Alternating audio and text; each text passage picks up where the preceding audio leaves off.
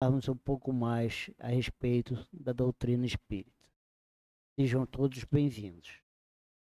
Vamos fazer agora uma leitura de uma reflexão de Baltazar para darmos início à nossa harmonização. O corpo é uma habitação provisória de uma alma imortal. As lutas que se passam no corpo refletem o estágio da alma e as dificuldades a serem enfrentadas indicam por onde estamos passando ou por onde já passamos, em decorrência dos anos, dos séculos, dos milênios. Examinemos a nós mesmos e busquemos em Jesus Cristo pensar em como nos consideramos curados ou doentes. Veremos que, no decorrer do tempo, que se passa com a melhoria do nosso ser, com a renovação dos nossos sentimentos, com os hábitos salutares, com a força do amor que estamos adquirindo, viveremos uma vida com maior saúde e com maior paz. Bom, agora nós vamos nos nossos avisos.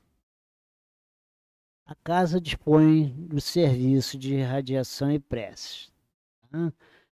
Para irradiação, é para os desencarnados, digo, vivos, né, que ainda não está habituado, a pessoa deve colocar o nome completo e o endereço completo para fazermos o trabalho, né?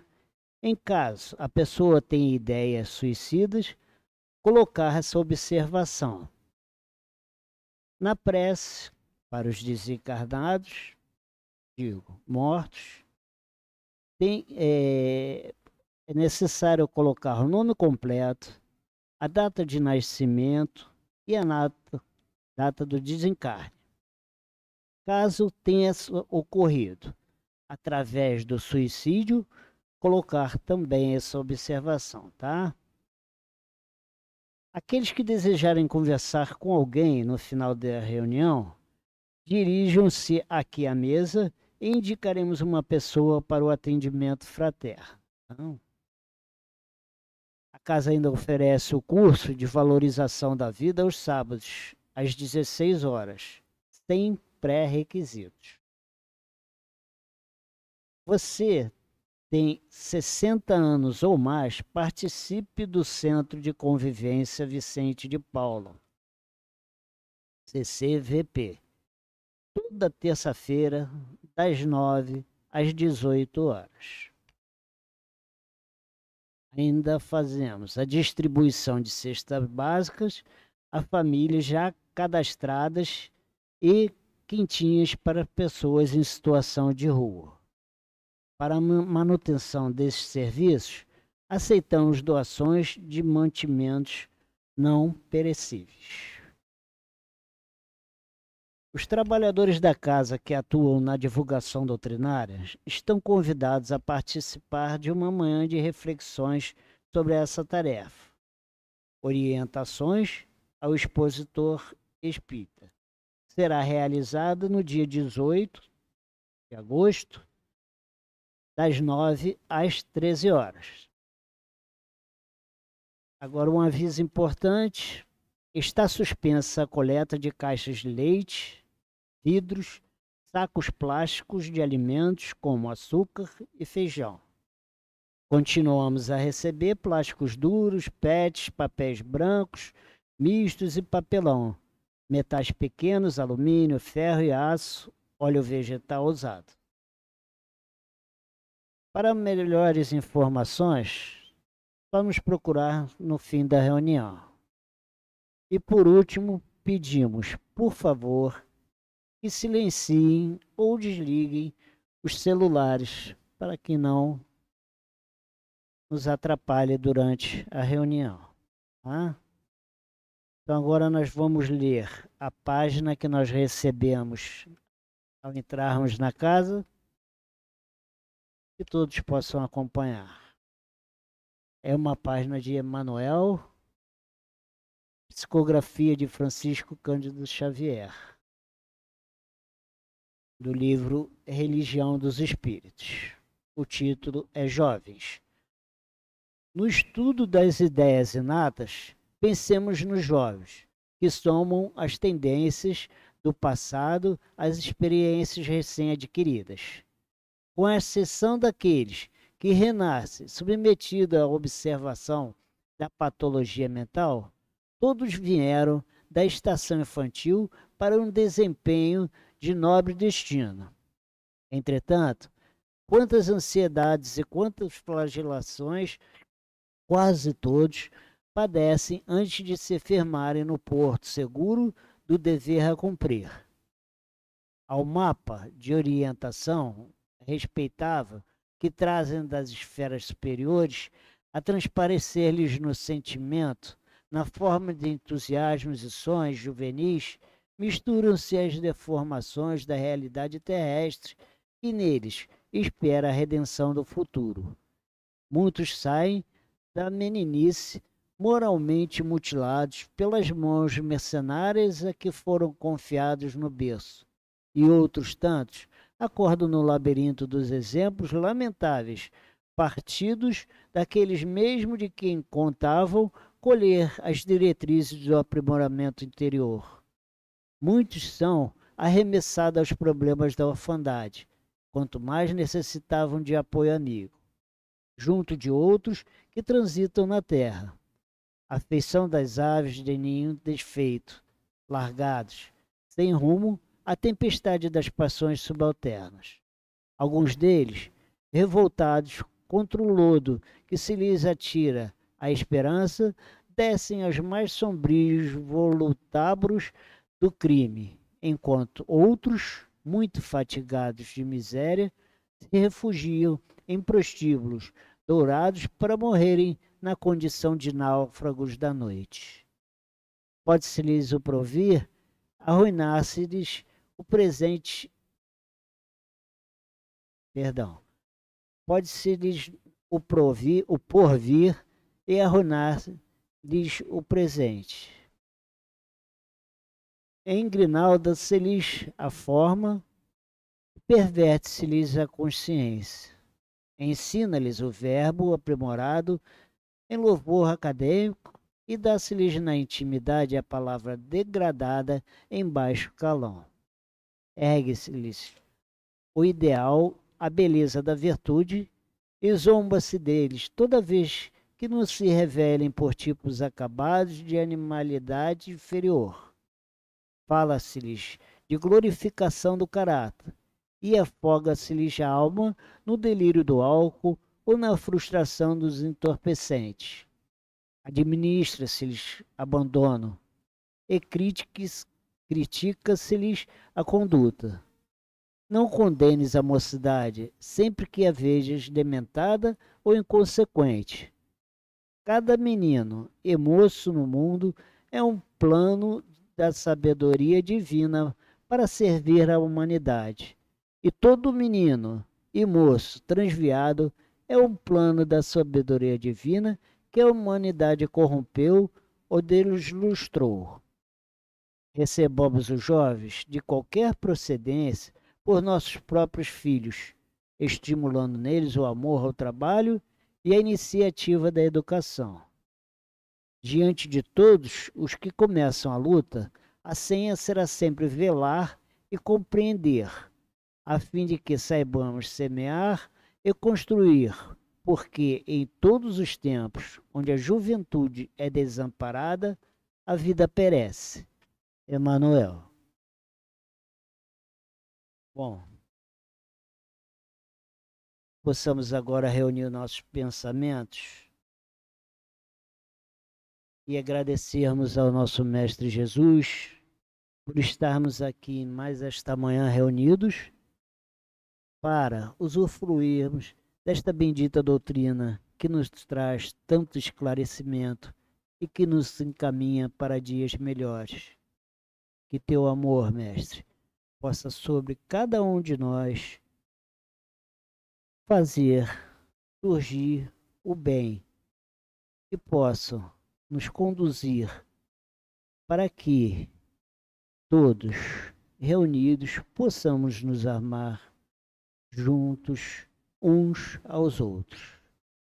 A Clarencio, patrono desta casa, agradecemos pela oportunidade daqui, do abrigo e do conforto dessa doutrina. A irmão Plácido, um dos fundadores, também possamos agradecer por essa oportunidade. Senhor Jesus e Deus, nosso Pai, possa, nestes momentos, nos conduzir, nos harmonizar e pacificar, para que possamos, nesses momentos, aproveitar os estudos que serão realizados pela nossa irmã Eulina. Obrigado, Senhor. Que assim seja, graças a Deus. Então, os estudos de hoje serão em torno do Livro dos Espíritos, que vai da questão 218 a 221. Eu vou ler só a questão 218, que é para a nossa irmã poder explanar um pouco mais sobre essas questões.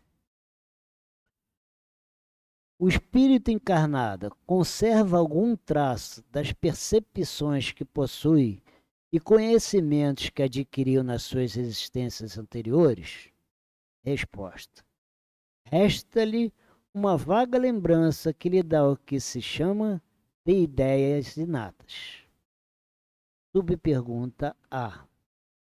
A teoria das ideias inatas não é, pois, uma quimera? Não. Os conhecimentos adquiridos em cada existência não se perdem. O espírito, desligado da matéria, sempre se lembra deles. Durante a encarnação, pode esquecê-los, em parte, momentaneamente. Porém, a intuição que deles lhes resta auxilia o seu adiantamento. Sem isso, teria sempre que recomeçar. A cada nova existência, o espírito toma como ponto de partida aquele que ficara na precedente. Subpergunta B. Deve haver, assim, uma grande conexão entre duas existências sucessivas? Nem sempre tão grande quanto poderias supô-lo, pois as posições são frequentemente muito diferentes e, no intervalo entre elas, o espírito pode progredir. Ver questão 216. Possamos agora passar a palavra para a nossa irmã, para que ela traga o fruto de seus estudos. Bom dia, meus irmãos, minhas irmãs. E nós sempre agradecemos a Deus a oportunidade de estarmos aqui. E quando nós falamos sempre em Deus, primeiro, que a base de todas as religiões é a ideia de Deus. Mas para nós que estudamos a doutrina espírita, que nos foi trazida pelo Espírito de Verdade, mais consistente essa ideia fica em nós. Então, quando nós falamos em Deus, lá no Livro dos Espíritos, na questão 523, Kardec pergunta assim aos espíritos. Ele faz a seguinte pergunta: os pressentimentos e a voz do instinto têm sempre alguma coisa de vago que devam nos deixar na incerteza. Então, realmente, pressentimento não é da minha cabeça, está realmente havendo alguma coisa, algo está me advertindo de um perigo ou de um momento de felicidade, nós ficamos em dúvida. Então, o que os espíritos respondem a Kardec? Quando estás no vago, invoca teu bom espírito, quer dizer, nosso anjo guardião, nossos guias, cada qual na sua crença, na sua religiosidade. Ou o Senhor de todas as coisas, Deus, que ele te enviará um dos seus mensageiros, um de nós. Então, Quando nós estamos numa dúvida, numa incerteza, vou, não vou, faço ou não faço, que é liberdade nossa, a escolha sempre é nossa. Então, Kardec faz essa pergunta, por quê? A doutrina espírita, ela nos direciona em todos os atos da nossa vida. Não é só quando a gente está dentro da casa espírita, aplicando o passe, ou fazendo uma visita fraterna, não, é em todos os momentos. Então, na incerteza, o que eles respondem para Kardec é: ora a Deus, e ele vos enviará um bom espírito em nós. Então, sempre terá um bom espírito a nos auxiliar. Então, olha por que é que a ideia de Deus em nós, ela tem que ser cada vez mais robusta, mais consistente, mais firme, nós não duvidarmos. E na questão 535, Kardec também faz uma pergunta aos espíritos. Ele pergunta assim: quando nos acontece alguma coisa feliz, é o nosso espírito protetor que devemos agradecer? Ah, eu consegui conquistar um título. Vamos ver os jovens, né, que participaram das Olimpíadas lá na França, em Paris, há poucas semanas atrás. Alguns obtiveram um grande êxito, medalha de ouro. Outros foram desclassificados. Bem, então, esses que conseguiram atingir o objetivo. Então, Kardec pergunta: como é que nós devemos agir? Aí os espíritos respondem: quando nos acontece uma coisa feliz, a quem eu agradeço?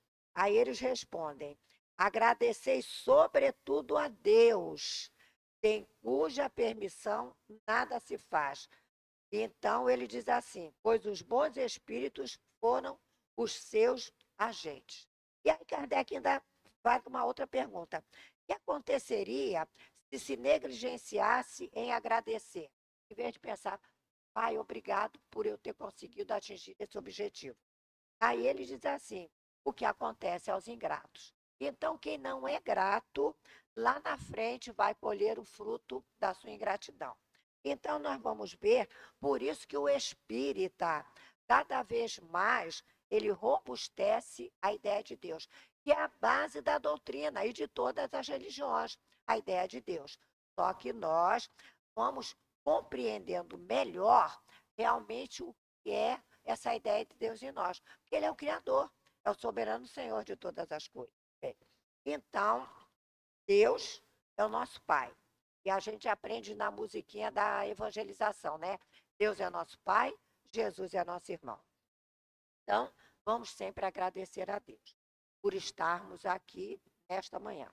A Jesus, porque veio nos mostrar o Deus Pai, o Deus bom, não o Deus Senhor dos exércitos, o Deus que punia, que matava. Então, Jesus veio trazer uma ideia diferente, por isso ele foi combatido.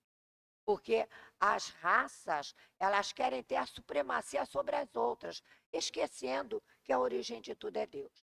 Então, Jesus traz uma ideia totalmente diferente. Ele vai de um polo ao outro.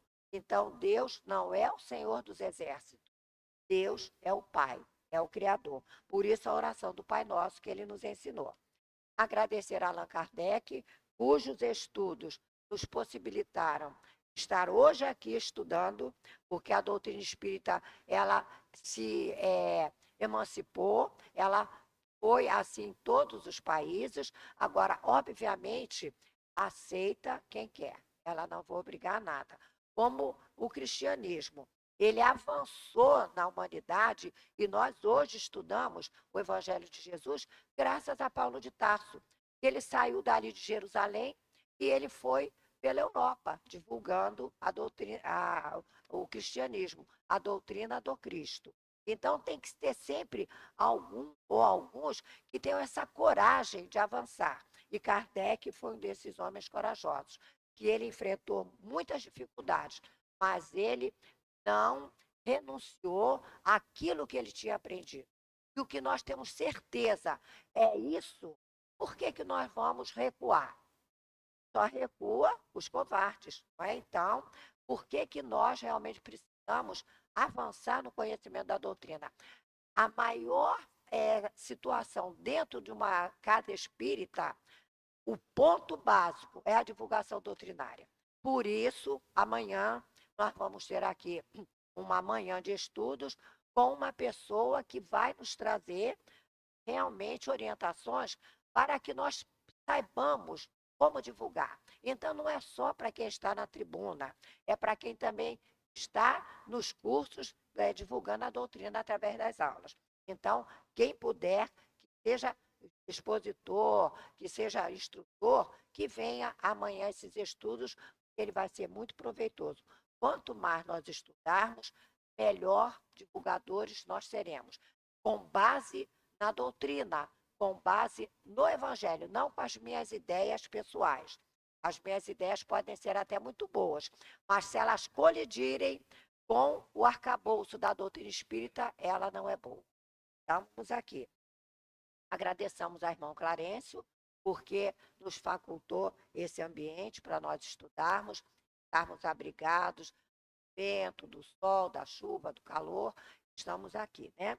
E é os espíritos presentes, né? Encarnados e desencarnados, os que vêm para estudar conosco, os que vêm para nos orientar. Que dentre essa sociedade invisível aos nossos olhos, tem os instrutores e tem os aprendizes, como nós também, só que estamos encarnados, né? E realmente pedir a Deus que abençoe aqueles que nos assistem à distância. Que todos nós estejamos imbuídos dessa ideia de Deus, do Pai e do Criador, soberano, Senhor de todas as coisas. Que nós estudemos a doutrina para que nós não vacilemos na hora das nossas decisões.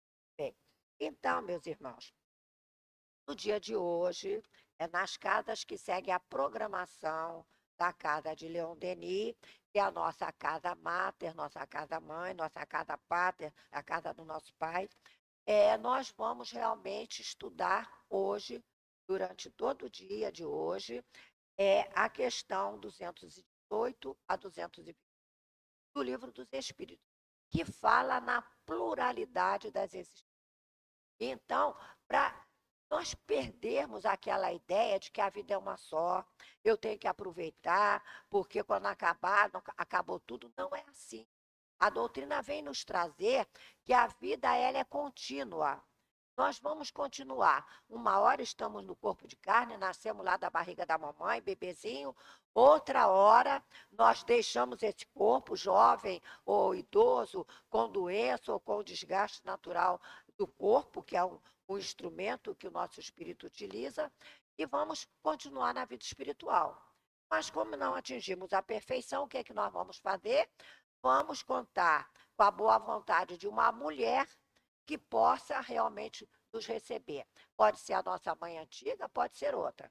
Se nós desmerecemos a nossa mãe atual, certamente não será com ela que nós voltaremos. Mas se nós a respeitamos, a honramos, como está lá nos 10 mandamentos, honra teu pai e tua mãe, certamente ela carinhosamente nos receberá. E não é porque ela não queira, muitas das vezes, nos receber. Os próprios superiores dizem, não, ela não soube te honrar. Então, vai renascer com uma mãe que realmente traga a ela reflexões que ela precisa fazer. Bem, então, meus irmãos, a pluralidade das existências. Então, plural é sempre mais de um. Dois já é plural. Todos nós sabemos que passamos pelos bancos escolares desde o nível elementar, fundamental. Então, pluralidade das existências. Quer dizer, quantas vidas eu tive? Não sei. Irmão Inácio, que é um dos trabalhadores aqui da nossa casa, é um dos assessores de irmão Clarencio, está lá no livro Clareando Caminhos. Ele nos fala o quê? Nós já tivemos centenas de existências, com a consciência do eu. Então, eu fazendo as minhas escolhas. Então, nós já fomos e voltamos várias vezes e vamos continuar até atingirmos um nível um pouco melhor de conhecimento, de moralidade. E não basta só o conhecimento, a moral tem que estar junto, né? Então, é a pluralidade das existências, é o capítulo que nós estamos estudando do mundo espírita. Então, do mundo espírita. E aí, como o tema é ideias inatas, então vamos entender como os espíritos recomendaram a Kardec. Primeiro é necessário que vos entendam acerca das palavras, porque eu não posso chegar aqui e falar uma língua que ninguém vai entender, como a igreja antigamente fazia a missa em latim. Então, os próprios superiores da igreja entenderam o quê? Tem que ser na língua da onde aquela igreja está localizada, como Paulo de Tarso fez. Olha quando a gente se desvirtua, como a gente complica. Né? Então, ele falava vários idiomas, falava o grego, o latim, o aramaico, ele conhecia muitas línguas da época. Então, ele falava em cada país de acordo com a língua daquele país. Então, ele não falava o aramaico, que era o quê? Era o hebraico, que era a língua dos judeus. Então, ele falava a língua daquelas pessoas. Então, a igreja romana, ela, depois de muitos séculos, ela entendeu e ela passou o quê? A usar isso. Vocês podem ir a uma missa e vocês vão ver que o padre pode ser um padre espanhol, um padre italiano, um padre alemão, ele vai falar a nossa língua, porque ele está no Brasil. Tá? Então, isso é muito importante a gente entender o sentido das palavras. Então, a ideia, eu fui ao dicionário para trazer a ideia pura, limpa. O que é a ideia? É a representação mental de coisa concreta ou abstrata. Projeto, plano. Ah, eu tenho essa ideia, eu pensei. Então, é uma opinião, é um pensamento e é uma lembrança. Então, porque são ideias inatas. Então, ela é isso tudo, mas ela também é uma lembrança. E o que é inato? É aquilo que nasce com o indivíduo. Então, ele não adquiriu, ele já trouxe. Aqui na página que Emmanuel traz para nós, no segundo parágrafo, e que ele se refere aos jovens, o que ele diz? Com exceção daqueles que renasceram submetidos à observação da patologia mental, que nasceram com uma dificuldade cerebral. Então, nasceram. Não foi, aquilo foi adquirido. Por quê? Na programação reencarnatória daquele indivíduo, ele precisava ter um bloqueio nessa parte.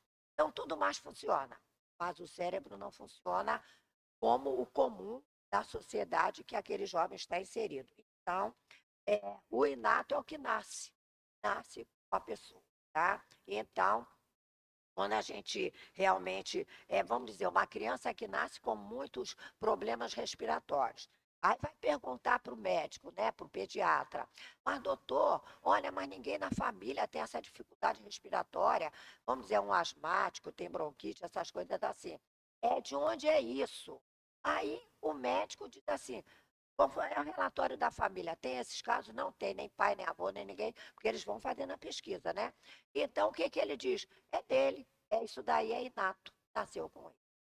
Então, olha só, ideias inatas, aquilo que nasce conosco. Muito bem.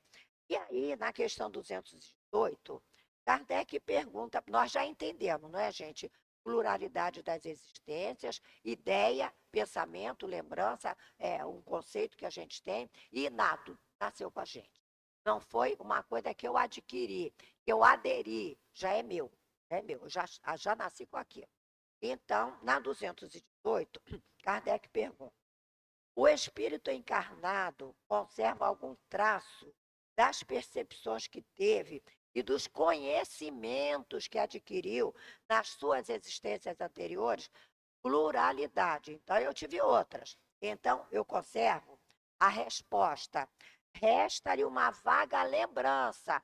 Olha a definição do dicionarista, do filólogo. Lembrança. Então, é uma lembrança que lhe dá ideia, o que se chama ideias inatas. Então, nós vamos observando as crianças, as tendências que elas têm, as tendências do jovem, principalmente da intelectualidade. Como o que ele procura, o que ele, às vezes, ele nasce numa família de médicos, o avô é médico, o pai é médico, a mãe é médica, e ele quer ser agrônomo, ele quer trabalhar lá na terra, ele quer desenvolver as potências de um local. Então, olha só.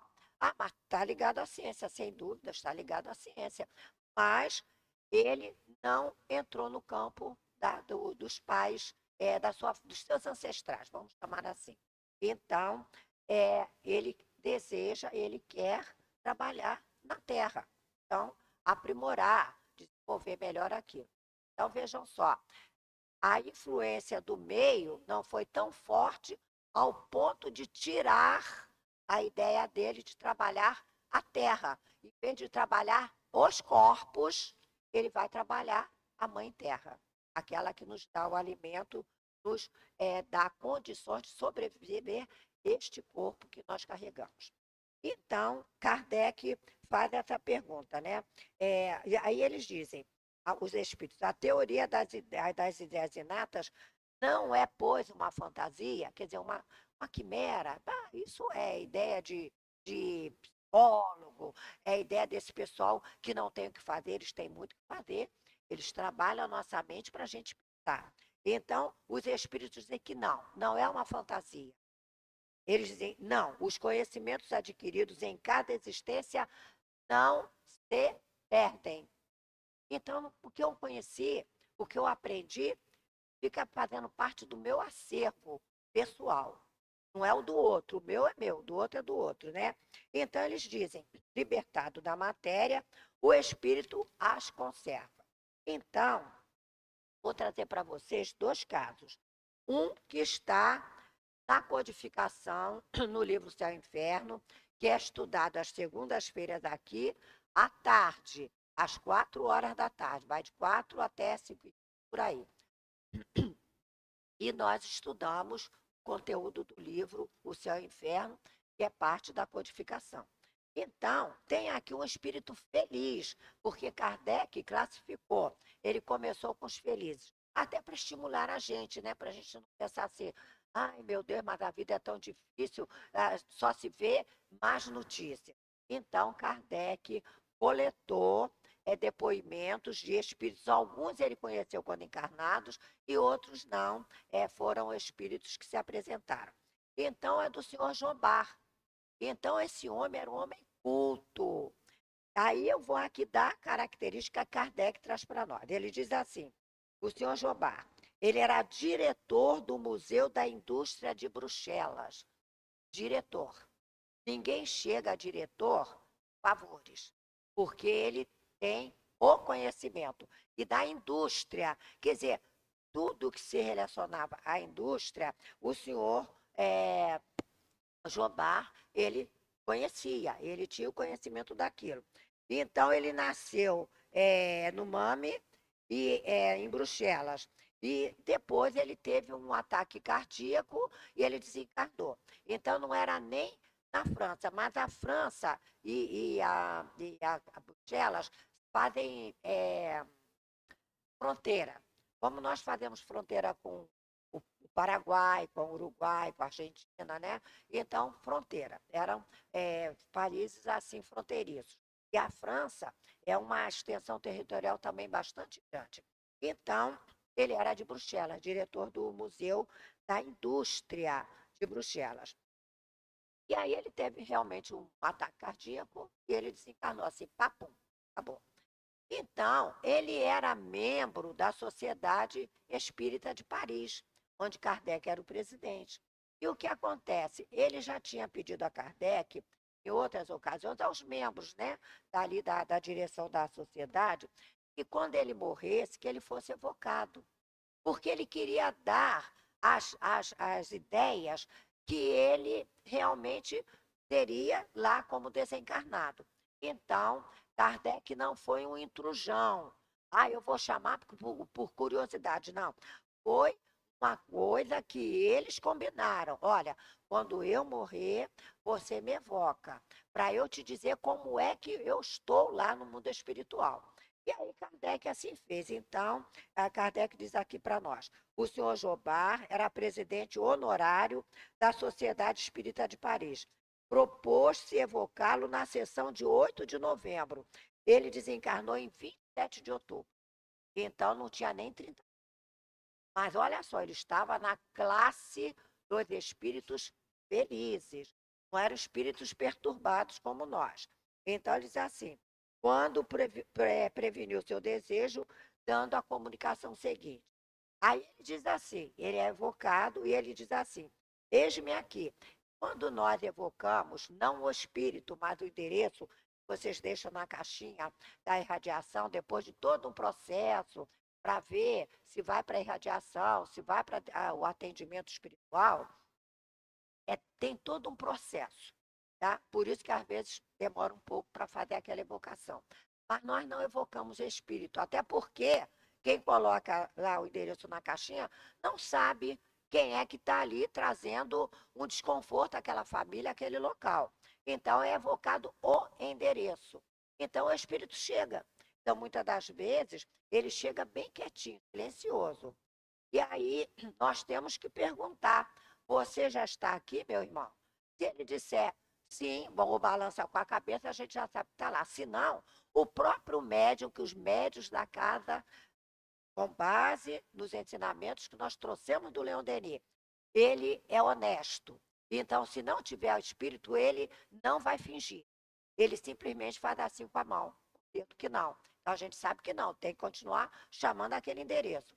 Mas quando já está, ele diz que sim. Né? Então, olha só, como Jobar aqui, quando Kardec evoca, ele diz, eis-me aqui, que ides evocar e que quero me manifestar primeiro a este médium, que em vão solicitei até hoje. Então, ele queria se manifestar por um determinado médium, mas não havia relação fluídica, ele teve que se manifestar através de outro. E a manifestação, ela se dá por afinidade fluídica. Então, no atendimento aos espíritos, que é um serviço sério, extremamente organizado, dirigido pelo plano espiritual superior, o médium, ele vai sendo colocado em contato com aquele espírito que vai chegar. Porque senão, o médium, coitado, vai sofrer um impacto tão grande que é capaz dele sair daqui e para o UPA. E os espíritos não fazem isso com os seus trabalhadores. Eles não pegam nenhum médium de assalto. Tudo é preparado bastante tempo antes para ele poder estar adequado a receber a influenciação daquele espírito, que normalmente são bastante perturbados. Bem, então, senhor Jobá, aí Kardec conversa com ele lá, o pessoal da sociedade, né? E aí, na pergunta número 5, Kardec pergunta para eles, para o seu Jobá, o seguinte: não faz muito tempo em que estáveis sentados neste mesmo lugar. As condições nas quais estáis aí atualmente vos parecem estranhas? Que efeito essa mudança produz em vós? Ele, quando encarnado, sentava. Vamos ver. O médium, vamos aqui ver o médium que está aqui, primeira, segunda, terceira cadeira. Então, habitualmente, ele senta ali. A hora que ele não estiver mais com o corpo presente, normalmente, se ele tiver permissão, desejo de vir à reunião, o horário que ele costumava frequentar, ele vai sentar ali. Ah, mas tem outro médico sentado ali. Mas, gente, aí já é o corpo fluídico, não é o corpo material. Então, ele vai ocupar aquela cadeira. Muito bem. Então, foi o que aconteceu com o senhor Jobá. Então, ele diz assim: que efeito essa mudança produz em vós? Encarnado, eu sentava naquela cadeira. E agora? Aí ele diz assim: estas condições não me parecem estranhas, porque o meu espírito desencarnado goza de uma clareza que não deixa na sombra nenhuma das questões que ele encara. Ele sabia que estava desencarnado. Aí Kardec insiste: lembrai-vos da vossa essa. Lembrai-vos de vos haver passado por esse mesmo estado antes da vossa última existência e nele achais alguma coisa mudada? Aí ele responde: eu me lembro de minhas existências anteriores. Nem todos nós lembramos. Nós precisamos do auxílio de um técnico, mundo espiritual, para fazer uma regressão na nossa memória, em ambientes super preparados, para a gente poder lidar com os nossos desacertos lá de trás, para poder, numa próxima encarnação, tentar consertar aqui. Mas com o seu Jobá, já era um espírito feliz, então isso não foi necessário. Ele disse que sim, ele lembrava, né? E aí ele diz assim, e acho que melhorei. Vejo assim, vejo e assimilo o que vejo. quando de minhas precedentes encarnações, espírito perturbado, é o que nós somos, né? Não me apercebia senão das lacunas terrestres. Então, ele estava ligado às coisas terrestres. Então, quando a gente vai tomando conhecimento, a gente vai desligando das coisas daqui, entendendo que isso aqui tudo é passageiro, tem aí eu sido rico, pobre, miserável, intelectualizado, parco de inteligência, mas ficou aqui. Era a minha experiência reencarnatória. Aí Kardec ensina: lembrai-vos de vossa penúltima existência, daquela que precedeu o senhor Jobar. Você lembra? O que você foi antes dessa existência que você foi o diretor do Museu de Bruxelas? Aí ele diz assim: na minha penúltima existência, olha só as ideias inatas. Eu era mecânico, roído pela miséria e pelo desejo de aperfeiçoar o meu trabalho. Ele queria saber mais como lidar com aquelas peças, com aqueles motores. Então, ele era um mecânico que trabalhava para poder comer. Então, ele diz assim: sendo Jobar, realizei os sonhos do pobre trabalhador. E louvo a Deus, cuja bondade infinita fez germinar a planta cuja semente havia depositado no meu cérebro. Então, olha só, a comprovação das ideias inatas. Então, o senhor Jobá, ele foi, numa existência anterior, um simples mecânico. Então, ele não tinha nenhuma, vamos dizer assim, nenhum diploma acadêmico. Mas o que acontece? Ele gostava daquilo que ele fazia, só que ele não tinha base técnica. Hoje em dia, o que, é que nós vemos nas oficinas de automóveis, de avião, lá do que for? Eles selecionam aqueles servidores mais dedicados e eles fazem o que? Eles mandam para a fábrica para ver como é que aquele motor funciona direitinho e ter domínio de campo. Aí vamos ver as professoras. Eu sempre vou me reportar às professoras e professores. Então, o que, é que acontece com esse grupo de grandes desenvolvedores da humanidade? Então, é aquele professor dedicado, aquela professora dedicada, em que nível for, não importa. Então, o que acontece? Ele é observado. Nós somos observados nas coisas boas e nas coisas que não. Então, vamos fazer o esforço para serem as coisas boas. Então, o que é que acontece? Olha, tem uma bolsa de estudo, vamos dizer, lá na França. E ele vai com as despesas pagas, tudo direitinho, para quê? Aperfeiçoar o seu conhecimento. E é assim que funciona. Então, se eu for dedicado, obviamente, eu vou ter mais oportunidades de melhorar o que eu sei.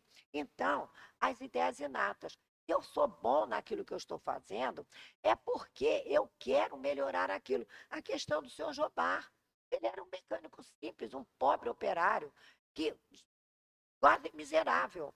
Trabalhava para poder comer, vamos colocar assim. E aí, mas ele tinha esse desejo lá dentro da alma. Eu quero entender melhor isso que eu faço. Na outra existência, obviamente, ele fez uma faculdade de engenharia, ele estudou, e aí, conforme ele foi crescendo, dentro da área dele, um dia ele chegou a ser diretor do museu, da indústria. Não foi nada mais, nada menos do que aquilo que ele realmente ansiava.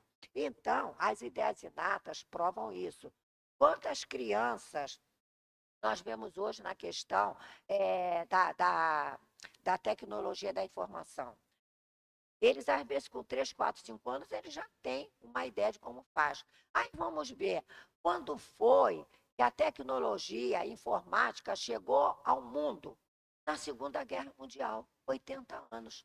Deu tempo do espírito, né, aprender alguma coisa ali, ir para o mundo espiritual e voltar. São as crianças de 4, 5, 6, 10 anos que dominam a questão da informática. Então, por quê? Às vezes o pai sabe alguma coisa, a mãe sabe, o irmão mais velho, sei lá quem, mas ele tem aquilo, ele já conhece e aperfeiçoou no mundo espiritual. Então, nós precisamos ser observadores. O espírita não pode ser um cara distraído, gente. Ele tem que observar o que acontece à sua volta. Não é para criticar, é para que ele possa se enriquecer. Então, aqui é feito dessa maneira, aqui é feito dessa, e eu vou o quê? Me aperfeiçoando. Então, eu trouxe para vocês 2 casos, né? 2 situações, tanto de criança, né, que tem essa tendência, ou até da engenharia elétrica, que eles sabem, com 5, 6, 7 anos, fazer as conexões de energia, e que a gente fica com medo danado de tomar choque de explodir a casa. E eles fazem direitinho, não pega fogo na casa nem nada. O que é isso? Ele já conhece. Agora, vou trazer uma outra situação que eu conheci a pessoa, das ideias, dos pensamentos, das lembranças que a pessoa traz. Uma colega de trabalho, nós trabalhávamos num prédio de 9 andares, e o que acontece? Nossa localização era no 5º andar. Então, claro, tinha elevadores, como todo prédio tem, né? Mas ela não tomava elevador. Não adiantava, ela não entrava em elevador. Então, o que aconteceu com essa nossa colega? Nós subíamos de manhã para entrar no trabalho, descíamos na hora do almoço, subíamos de novo para o trabalho, e aí tornávamos, desculpem, a descer na hora que terminava o expediente. E ela não entrava em elevador. Então, foi uma época que tinha a explosão da terapia de vidas passadas. E psicólogos, médicos se envolveram. E a doutrina espírita não condena isso. Porque foi feita uma consulta ao doutor Herman, lá no Leon Denis, ao altivo ainda encarnado, e ele disse, não há nenhum mal em fazer essa terapia. Mas o terapeuta, ele precisa saber até onde ele pode ir. Porque muitas das vezes, em vez dele consertar, ele vai agravar uma situação. Então, no caso dessa colega, o pessoal, não, mas por que você não faz uma terapia e coisa e tal? Ela tinha condições de pagar, e aí ela resolveu procurar uma terapeuta e foi naquele sono induzido, ela foi soltando o espírito. Olha só, o acervo das nossas experiências. Então, o que é que ocasionava aquele pavor que ela tinha de entrar em elevador? É porque ela, numa existência anterior, ela tinha sido emparedada viva. Só não se sabe por quem. Mas ela foi emparedada viva. Quer dizer, bota a pessoa viva ali, faz uma parede, a pessoa vai morrer ali. É igual no caixão, se for enterrado sem estar morto, né? Então, o camarada quer sair dali, não consegue, acaba morrendo mesmo. Então, foi essa a situação da nossa companheira Raquel. Bem, então, olha só, a explicação numa vida anterior. Então, nós trazemos as lembranças, não claras, mas intuitivas. Ela não entrava no elevador, não adiantava. Então, quando faltava energia, que nós ficávamos pedidos de pegar o elevador, para ela aquilo era fácil, porque ela subia e descia 3 vezes, né, 5 andares. Então, ela não reclamava, não pedia para trabalhar no andar mais baixo, não. Ela enfrentava aquilo ali, porque ela tinha dentro dela aquele pavor, aquele pânico de elevador. Tá? Então, gente, o que é isso? Lembranças de vidas anteriores. E aí, continuando aqui com Kardec, ele vai para a questão 219. Qual a origem das faculdades extraordinárias dos indivíduos que, sem estudo prévio, parecem ter a intuição de certos conhecimentos, como das línguas, do cálculo, etc. Lembrança do passado, progresso anterior da alma, mas do qual ela própria não tem consciência. É uma coisa natural. Ela vai seguindo, né? De onde queres que venham? O corpo muda, o espírito, porém, não muda, embora troque de vestimenta. Então, quando eu falei de criança que sabe lidar com fiação elétrica, por que sabe? Era para ter um medo doido, né? Mas não, é mais corajoso do que nós, porque conhece.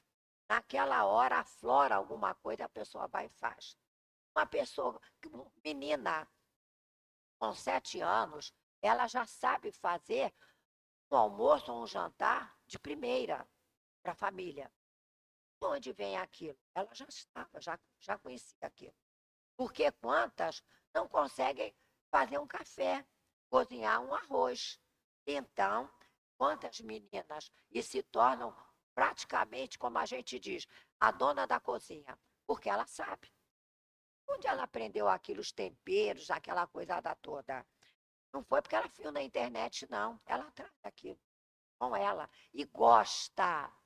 É importante eu pensar. Eu gosto de fazer isso? Gosto. Então, vou aperfeiçoar. Tá? Então, lembrança do passado. Lá na 220, Kardec pergunta: mudando de corpo, pode-se perder algumas faculdades intelectuais, não ter mais, por exemplo, gosto pelas artes?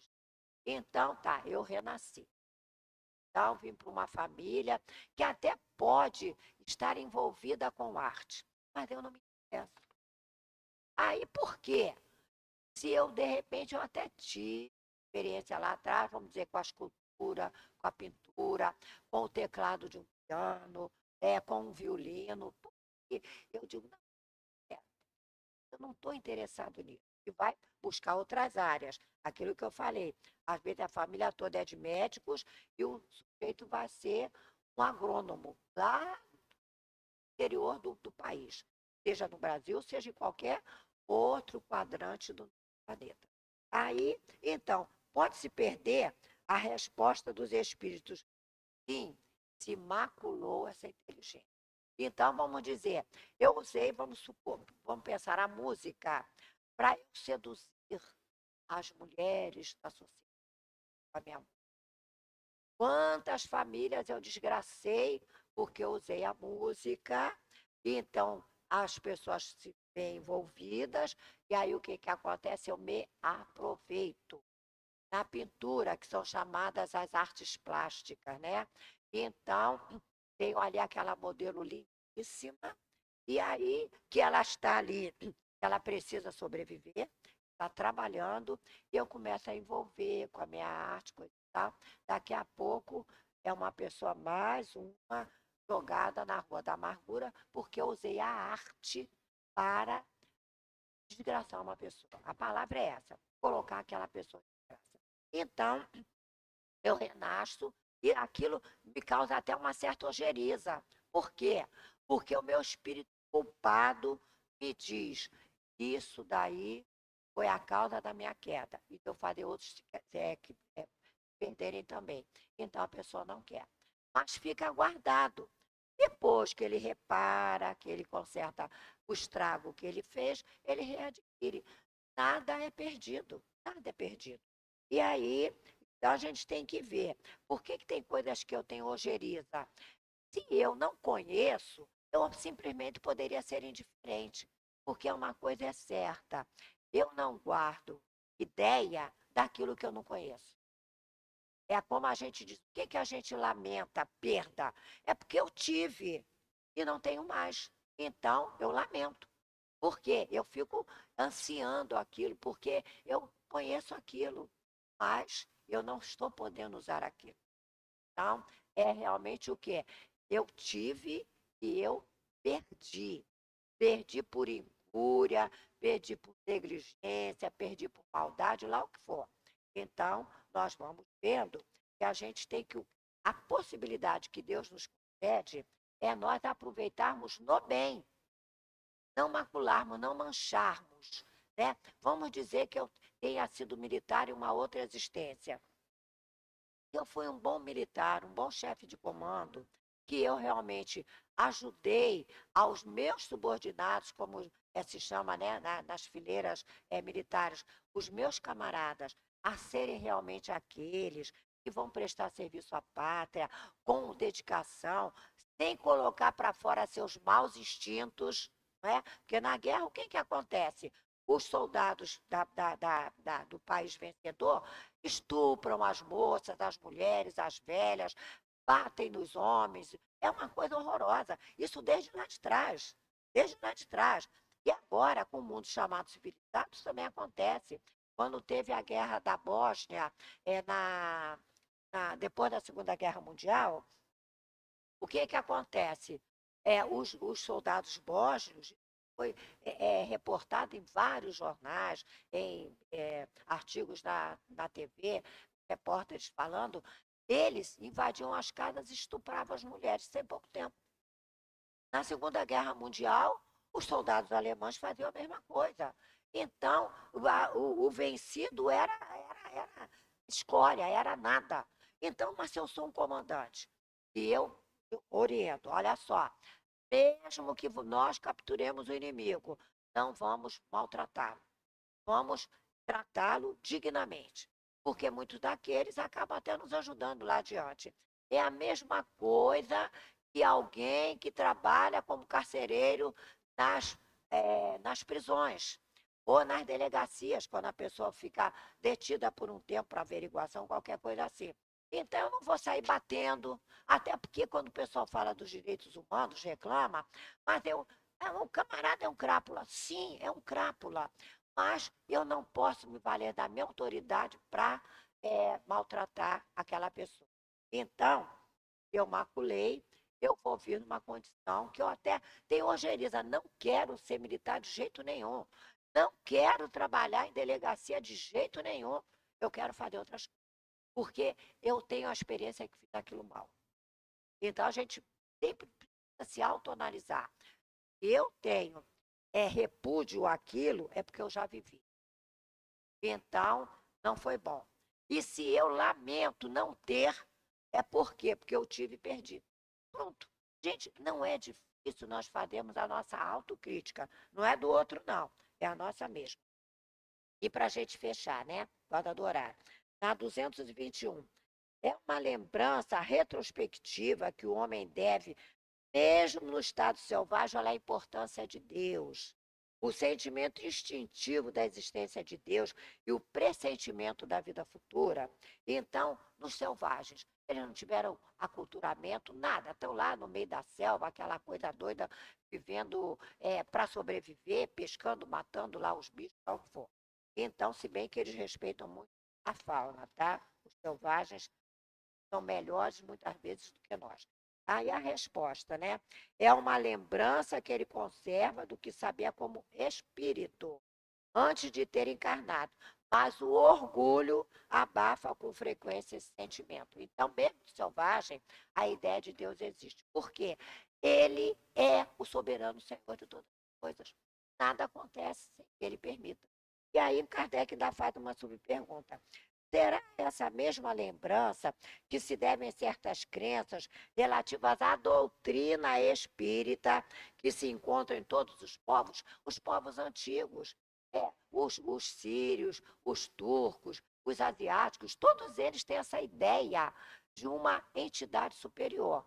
Quando no nosso primitivismo nós dizemos que eram deuses, né? Mas é uma lembrança inata. Algo superior a mim rege o meu destino. Então, a resposta: esta doutrina é tão antiga quanto o mundo, a doutrina espírita, porque sempre houve espíritos e sempre houve encarnados. É por isso que a encontramos por toda parte. E aí está uma prova de que ela é verdadeira. O espírito encarnado, conservando a intuição do seu estado de espírito, tem a consciência instintiva do mundo invisível. Porém, ela é frequentemente falseada pelos preconceitos, a ignorância e a superstição. Então, qual é a base da doutrina espírita? Eu quero fechar com esses 5 alicerces da doutrina. Primeiro, a ideia de Deus. Segundo, a sobrevivência da alma. Outras religiões também têm, só que ela fica estatizada, parada. E a doutrina espírita nos mostra quantas encarnações eu vou ter para que eu possa me melhorar, num ponto, no outro, no outro, no outro, até chegar a espírito puro daqui a não sei quantos milênios. Não importa. Importa é que a gente caminhe, né? Então, a ideia de Deus, a pluralidade das existências, pluralidade dos mundos habitados. Os pesquisadores da NASA, eles estão pesquisando a superfície de Marte e já descobriram que há rios, mares, vamos dizer assim, internos, não estão na superfície. Eles já descobriram com as sondas espaciais. Então, pluralidade dos mundos habitados. Já encontraram algumas bactérias, algumas coisas lá. Então, nós vamos ter a pluralidade das existências, dos mundos habitados, e vamos ter a comunicação entre o mundo invisível e o visível. Vamos lembrar do coronavírus, que nós não enxergamos o vírus, e ele fez aí uma confusão danada em todo o nosso planeta, invisível aos nossos olhos. Então, os espíritos existem e eles vão se comunicar conforme a relação fluídica que eu tiver, ser compatível ou incompatível com aquele espírito. O próprio senhor Jobá não diz, tinha um médium que ele queria se contactar com ele, mas não conseguiu, porque não havia relação fluídica. Então, gente, o que a doutrina espírita nos traz, ela nos traz consolo. Sim, é o Consolador prometido. Mas acima de qualquer coisa, a doutrina espírita nos traz esclarecimento, ela nos traz educação.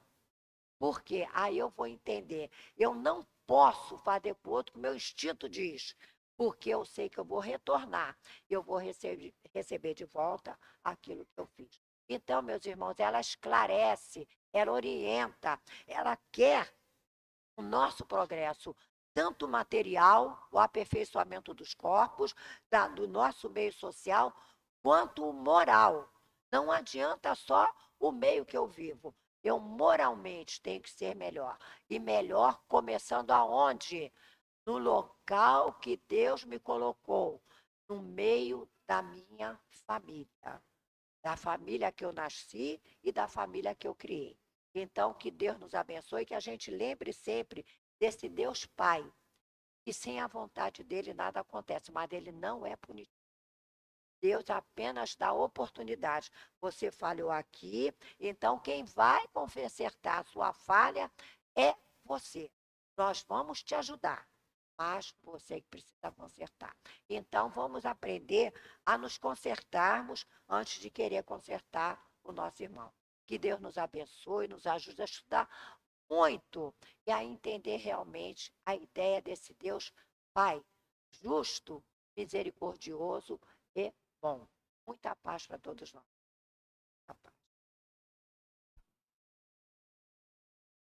Possamos agradecer assim a nossa irmã pelo fruto dos seus estudos, que veio nos esclarecer um pouco mais a respeito dessas questões do Livro dos Espíritos. Agora vamos fazer uma breve leitura do Evangelho, do capítulo 10. Bem-aventurados os que são misericordiosos. Subtítulo: O argueiro e a trave no olho. Porque vedes uma palha no olho do vosso irmão e não notais uma trave que está no vosso olho. Ou, como dizeis a vosso irmão, deixai-me tirar uma palha do vosso olho, vós que tendes uma trave no vosso. Hipócritas, tirai primeiro a trave do vosso olho, e então vereis como podereis tirar a palha do olho do vosso irmão. É de Mateus. E agora o item 10.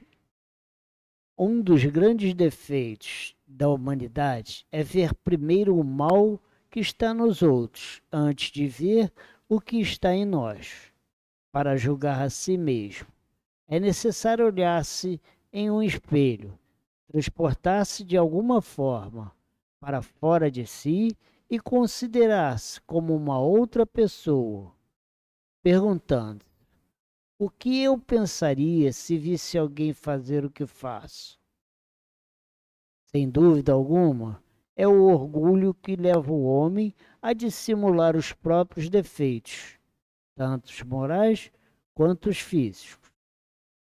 Esse modo de proceder é essencialmente contrário à caridade, porque a verdadeira caridade é modesta, simples e indulgente. A caridade orgulhosa é um contrassenso, porquanto esses dois sentimentos anulam-se um ao outro.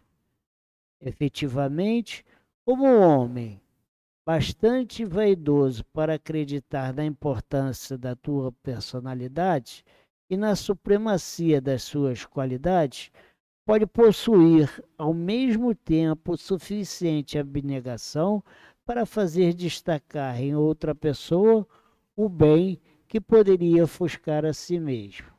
Em vez de destacar-lhe, o mal o faria sobressair? Se o orgulho é o pai de muitos vícios, é também a negação de muitas virtudes. Pode-se encontrá-lo na base e como motivo de quase todas as ações. Foi por isso que Jesus interessou em combatê-lo como principal obstáculo ao progresso. Então, agora que possamos pedir aos nossos médicos que se encaminhem para o momento do passe.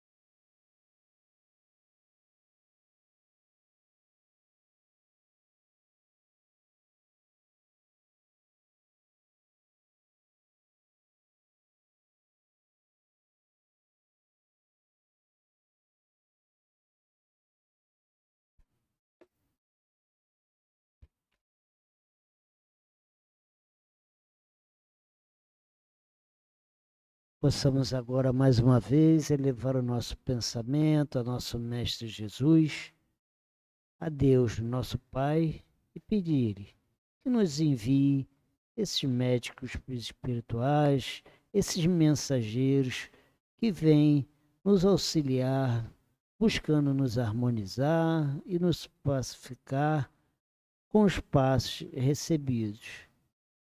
Que possamos, Senhor, com muito amor, com muito carinho, muita atenção, estarmos prontos para recebermos esses nossos irmãos que buscam nos auxiliar. Que possa, Senhor,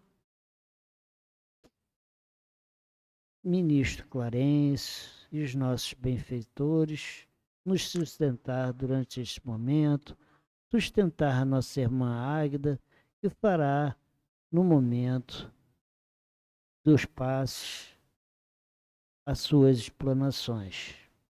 Senhor, abençoa a cada um e cuida, Senhor, para que possam sair daqui um pouco melhores. Obrigado, Senhor. Que assim seja, graças a Deus. Capítulo 10, item 9. O argueiro e a trave no ouro. A palavra argueiro significa partícula leve, cisco, por extensão, coisa insignificante.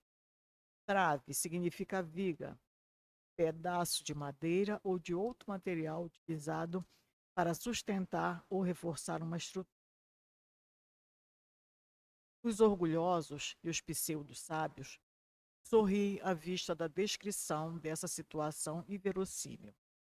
Mas esse é mais um exemplo da preocupação de Jesus em usar de coisas simples e chamativas, às vezes pela situação absurda, a fim de que suas palavras não se perdessem e se fixassem na memória dos que ouviam. Porque ele sabia da necessidade de um longo tempo de desenvolvimento espiritual, para que grande parte da humanidade entendesse seus ensinos.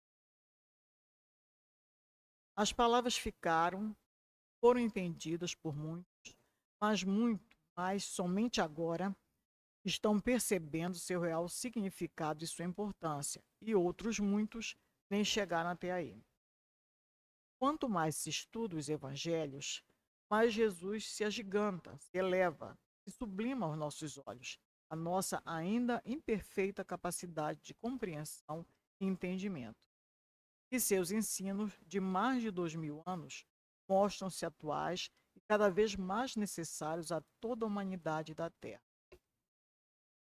Nessas palavras citadas por Mateus, Jesus destaca a facilidade que o homem tem em perceber os erros alheios e a dificuldade que tem em perceber os seus.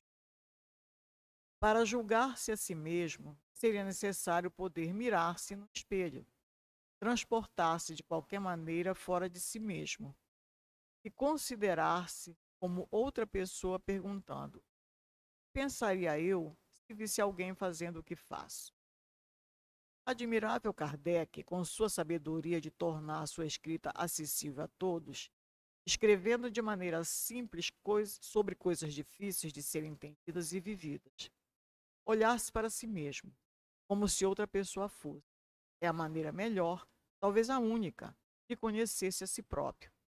Ideia já conhecida desde antes de Sócrates, que a divulgou há mais de 300 anos antes de Cristo nascer. Isso é possível ao homem, observando perseverantemente as suas reações aos acontecimentos, às situações da vida e às pessoas com as quais se relaciona ou convive. Analisando essas reações com objetividade, sem complacência, nem justificativas, como se outra pessoa fosse, vai se conhecendo a si próprio. A partir desse hábito, fica mais fácil conhecer suas qualidades em desenvolvimento, as que estão com as novas plantinhas, ainda frágeis, requerendo cuidados e atenções especiais, suas imperfeições e suas qualificações negativas. Aceitá-las todas, as boas e as más, na compreensão de ser um espírito de evolução, portanto sujeito a erros, equívocos e omissões, é um novo passo. Não parar aí, a fim de que o progresso, que é inevitável, não precise ser feito através de dores e sofrimentos. Ter progredir no bem, pelo bem para o bem, no cumprimento das leis divinas, exige que se combata até eliminá-lo, o mal que existe dentro do ser, criado por ele mesmo, ao mesmo tempo em que se esforce o mais possível para desenvolver as virtudes por brotar as já plantinhas novas e as mais crescidinhas. Essa é a tarefa maior dos habitantes da Terra, a finalidade das inúmeras reencarnações. Nas descobertas sobre si mesmo, o homem vai perceber que o orgulho que o leva a sentir-se ofendido e o impede de perdoar também está presente na dificuldade que tem de ver-se como é, no disfarce dos seus próprios defeitos, tanto morais quanto físicos. É o orgulho que o leva a perceber, destacar no outro o mal que se recusa a ver em si. Isso é falta de caridade, porque ressaltando o defeito alheio é como se dissesse: eu não faço isso, sou melhor do que ele. Querendo que os outros o vejam como ele pensa que é, ou deseja parecer, destacando os defeitos alheios, pensa que esconde os seus, desviando a atenção. Por isso, Kardec afirma que o orgulho, além de ser a fonte de muitos vícios, é também a negação de muitas virtudes. Encontramos-lo no fundo e como móvel de quase todas as ações. Foi por isso que Jesus se empenhou em combatê-lo, como o principal obstáculo ao progresso. Assim, o orgulhoso não é ou tem dificuldade em ser caridoso, indulgente, tolerante, generoso, paciente, obediente, resignado, manso, pacífico. Busquemos todos nós que consideramos Jesus como nosso guia e modelo, procurar ver e destacar o bem que existe nos outros, sendo benevolente com as faltas, tanto quanto desejamos que os outros o sejam para conosco. Deixemos o rigor e a exigência para conosco, na luta contra as nossas imperfeições morais, com a certeza de que todos nós trazemos em nós a perfectibilidade, ou seja, a capacidade de tornarmos perfeitos. E para concluirmos, vamos recordar uma resposta de Baltazar, um dos diretores espirituais do Centro Espírita Leon Denis. Perguntou-lhe o médium altivo o que ele fazia para trabalhar conosco encarnados, já que tínhamos tantas dificuldades. Como ele fazia para administrar as nossas dificuldades? E Baltazar respondeu: para trabalhar com vocês, fiz um curso na espiritualidade de bom ânimo. O princípio é o mesmo. Roguemos a Jesus que nos conceda a oportunidade de fazermos pequenos cursos à noite, ao dormir, para voltarmos aos nossos corpos mais animados, mais capazes de superar os nossos limites e as nossas dificuldades. Um espírita nunca deverá crer que não vencerá uma dificuldade, porque ele sabe que diante das dificuldades, a providência sempre enviará o recurso. Graças a Deus.